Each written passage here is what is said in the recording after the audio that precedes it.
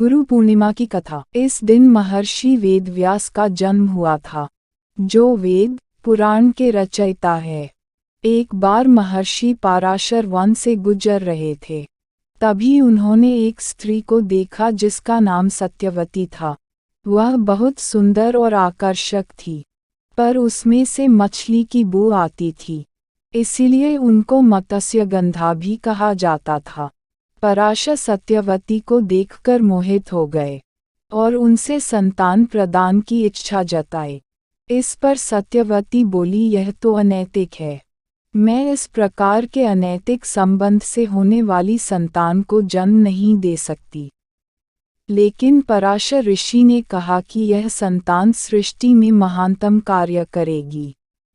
यह सुनकर सत्यवती ने पराशर के सामने 3 शर्त रखी। पहली शर्त यह थी कि उनको संभोग क्रीड़ा करते समय कोई भी नहीं देखे। पराशर ने शर्त को सुनते ही एक कृत्रिम आवरण बना लिया। दूसरी शर्त यह थी कि उनकी कौमार्यता कभी भंग नहीं हो।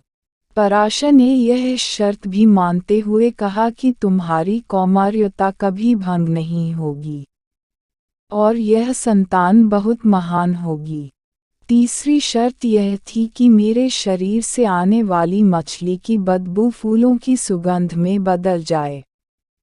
पराशर ने तथास्तु कहकर बदबू को सुगंध में बदल दिया और वह मत्स्यगंधा से सुगंधा बन गई।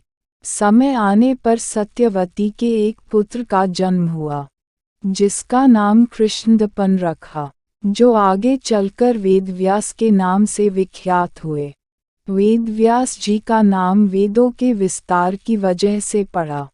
वेदव्यास ने चारों वेदों के विस्तार के साथ महापुराणों और ब्रह्मसूत्रों का भी विस्तार किया।